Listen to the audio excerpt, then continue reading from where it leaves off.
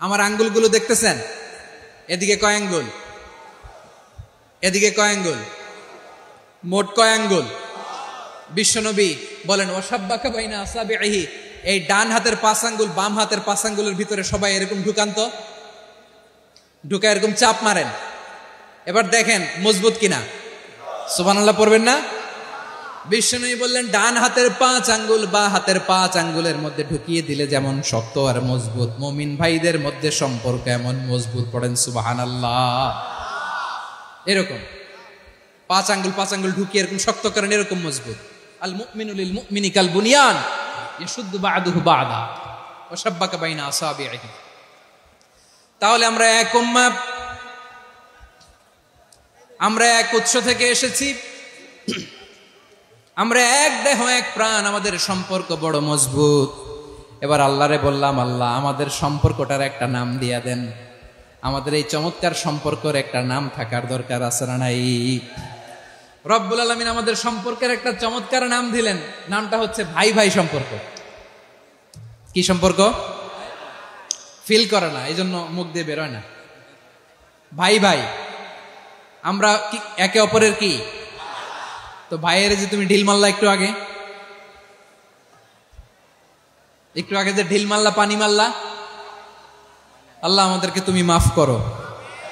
আমরা ভাই ভাই, কিন্তু তাবলীগের দাওয়াতের কাজ করতে যে এক ভাইয়ের হাতে আরেক ভাই খুন হয়, এমন নজির এই দেশে আছে না নাই? কি করে পারলে তুমি? হ্যাঁ, দিনের প্রচার করতে যে তোমার ভাইয়ের রক্তে তুমি হাত রাঙ্গালে কি করে?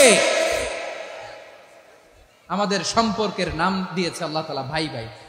আমরা বললাম আল্লাহ আমরা এক উৎসব, এক উম্মাহ, এক দেহ এক প্রাণ, আমাদের সম্পর্কের একটা নাম দিয়ে দেন।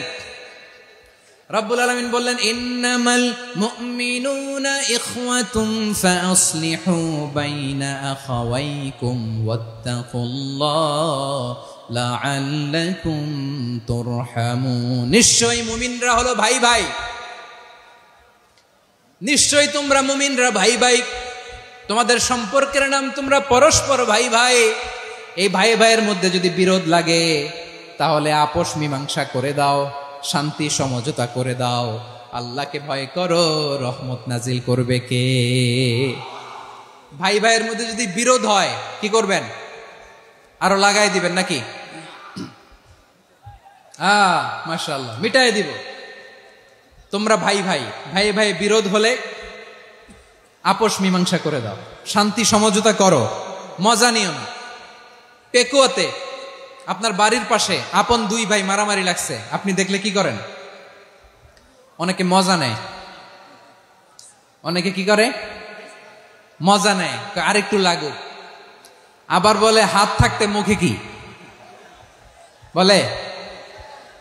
কপাল পোড়া, কপাল পোড়া। আফসুস তাদের জন্য, কপাল পোড়া।